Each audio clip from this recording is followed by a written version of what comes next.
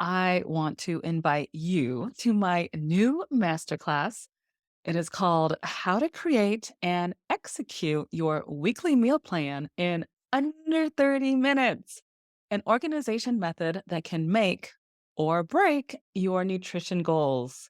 Yes, your girl here. I want you to be successful with your nutrition. I want you to be successful with your meal planning. I am telling you, we will be saving you so much time if you just learn a few simple tips and tricks. And so head on over to michellefox.com/masterclass and you will get all the juicy details there. I have three different classes at three different times because I sincerely want you to get what you need. So sign up for one of them, sign up for all of them. Your girl's gotcha. And yes, all these masterclasses are complimentary. michellefox.com/masterclass.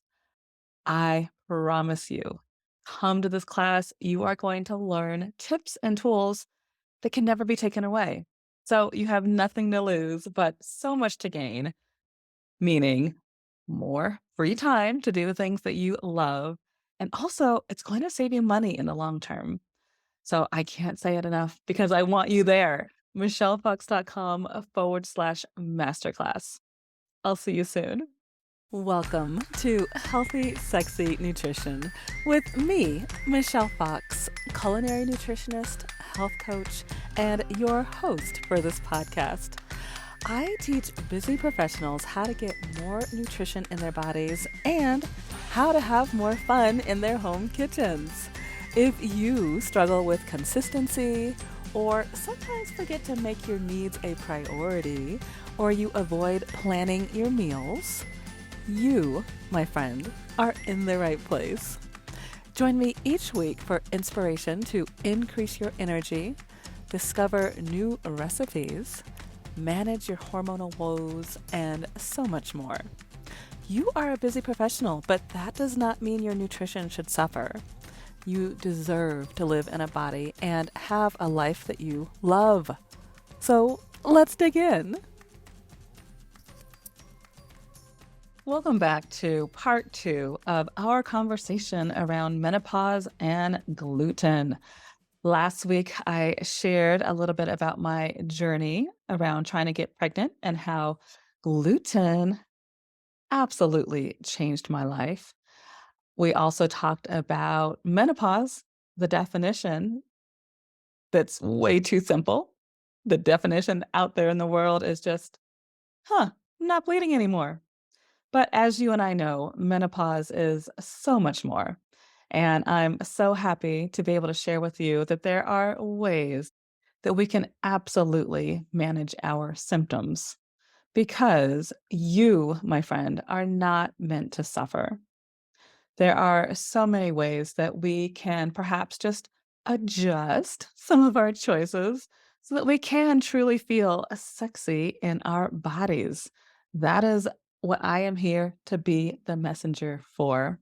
So, today, let's talk about some of the alternatives to gluten so that we can make this journey as easy as possible for you. Before we get into that, though, I truly want to say alert, alert, alert. Just because something is gluten free, it does not mean it is good for you. We also want to manage our sugar intake, and a lot of products in the market right now are absolutely filled with sugar, preservatives, just junk that you don't want in your body either. So I just say that as being cautionary to absolutely read your labels. With that said, let's talk about a few places that gluten hides. I, well, if you can't see me on YouTube right now, just know I've got my hands like really tight right now because I'm doing my best not to get on my soapbox because I get very upset with products for adding gluten in places where it just is not necessary. It doesn't need to be there. The number one item is soy sauce. And yes, I know it has a long, rich history. And, that's for another podcast because I do love me some soy sauce. However, the tamari, which is the gluten-free soy sauce, it tastes identical. Like identical. Like there's no reason for wheat to be there. So, just as I feel myself getting worked up, I will say just a hip tip when you're at a restaurant and or if you like to cook with soy sauce, I strongly recommend reading the labels and grabbing the gluten-free soy sauce. It can often be labeled as tamari or it can be labeled as soy aminos that can taste very much like soy sauce. And there's also the coconut aminos, which can be a bit sweeter take on the soy sauce, and that's coconut based. So, starting off with soy sauce is one place to be aware of. Another place that's kind of surprising, at least to me, is the little sticky stuff that you lick on an envelope.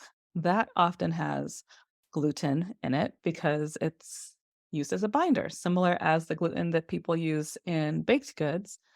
It's a nice binder. So, when you are sealing up your envelopes, perhaps just think twice next time you stick your tongue out and just maybe grab a wet wipe or better yet, use one of the office envelope sealers to seal your envelopes. Another place to look out for gluten is chewing gum. So, some brands put flour over the little sticks of gum to keep it from sticking to the paper or the wrapper. Of course, this upsets me. Because again, maybe just package it differently. We don't need flour, specifically wheat flour, in our gum. As a side note, and I'm not affiliated by them yet, but there's a brand called Pure, Pur, and it's exactly that. It's clean of sugar, dairy, gluten. There's none of the junk in there, but full of the flavor. So check out Pure Gum. I have seen it in Whole Foods and Sprouts. I don't know about any of the regular grocery stores. I haven't looked for it, but it might be there. Oh, I have seen them on Amazon actually, the Pure Gum. Salad dressings. That's another alert to look at while you're at the grocery store. Just read the label. A lot of salad dressings are probably fine, but the handful that are not, it's absolutely worth taking a few moments, especially if you have a salad dressing that's like your always go to and you're like, I grew up on this stuff. Maybe next time you go to purchase it, just double check the label. Again, it could be fine, but your culinary nutritionist wants you to check that label. Another area that gluten can hide is in ground spices. Hmm. So, and you can see I'm still holding my hands. I'm trying my hardest not to get on the soapbox.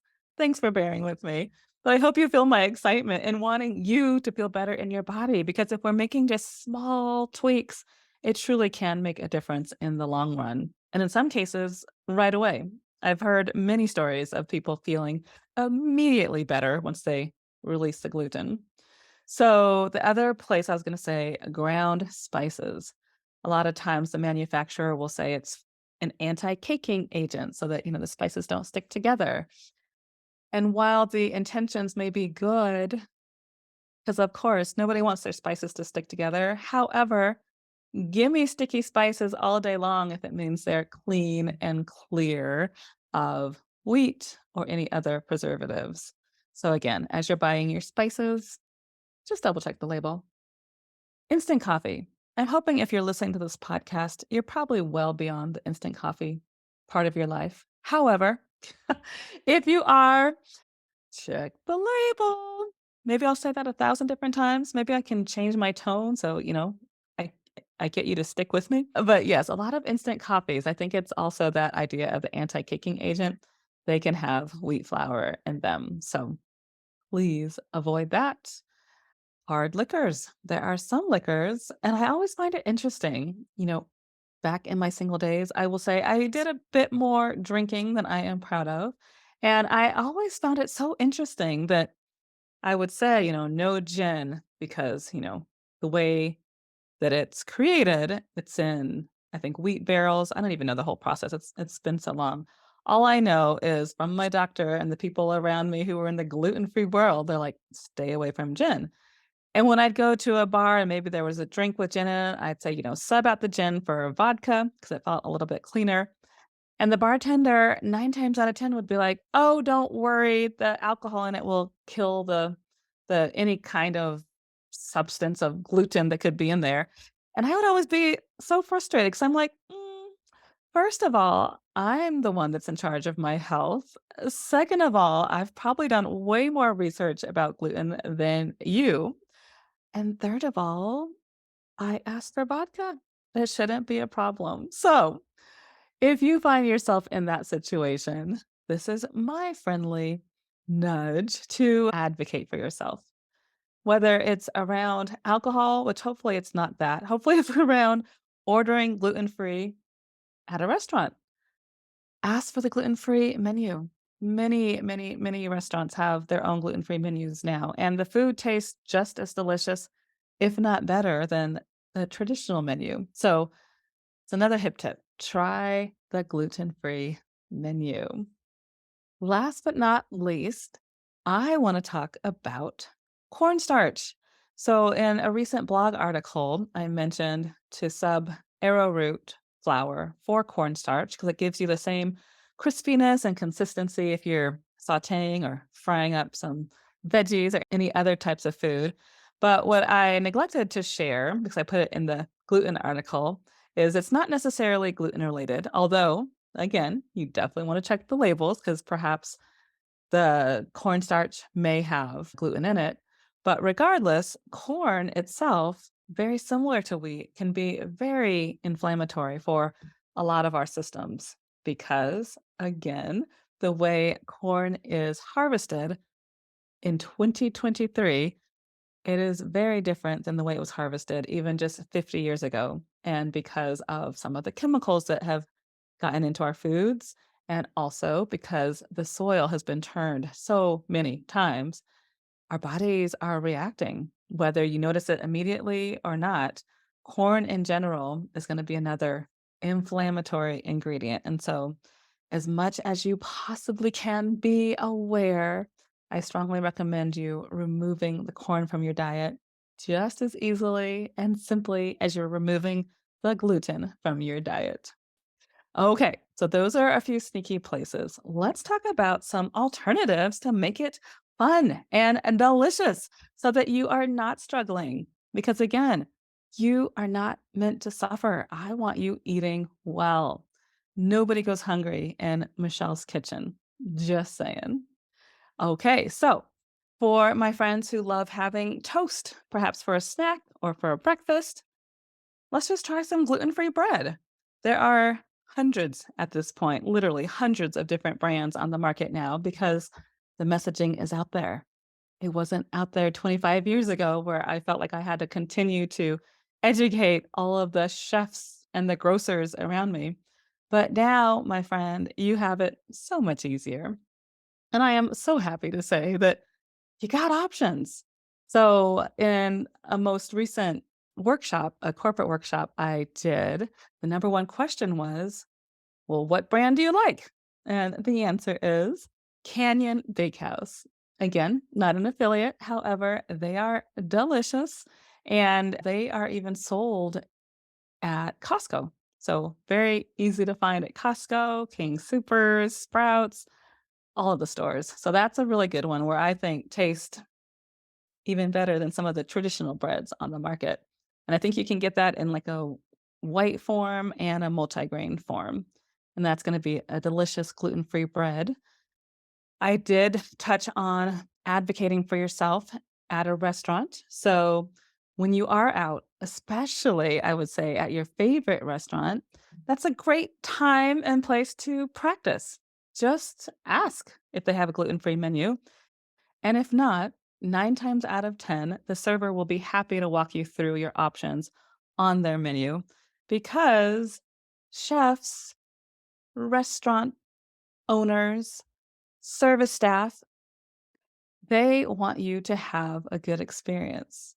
And they are typically very happy to provide that good experience when you're in that establishment. So please self advocate and just ask for gluten free options.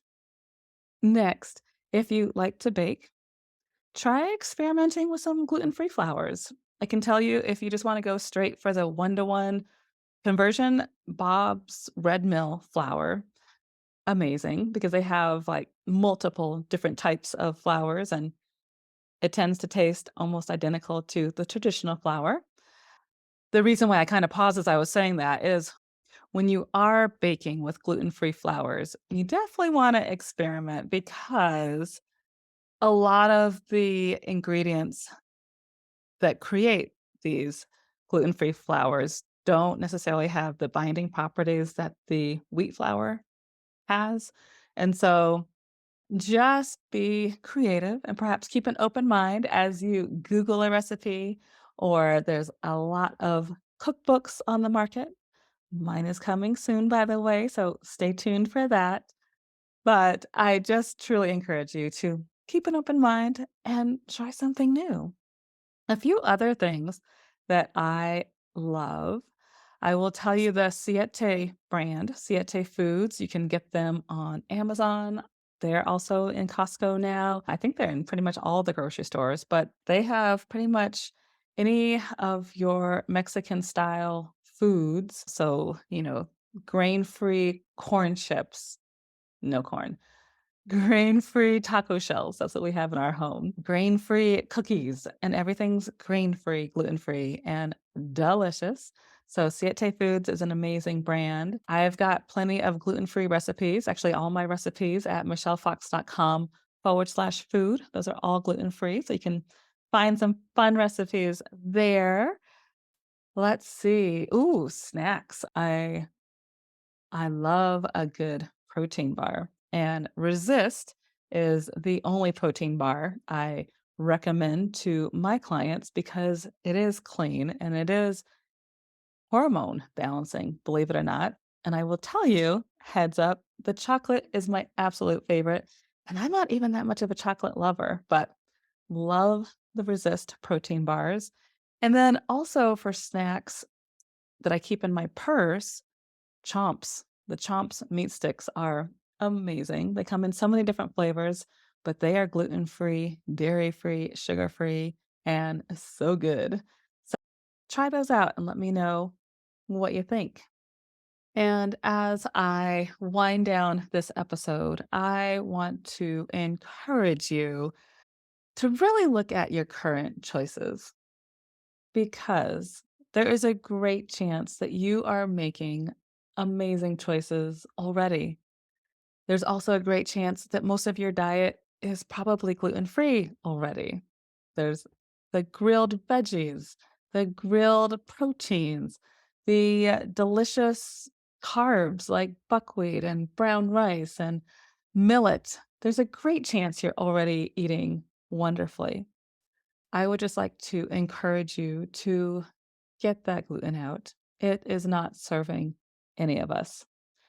And bottom line, you've got to listen to your body.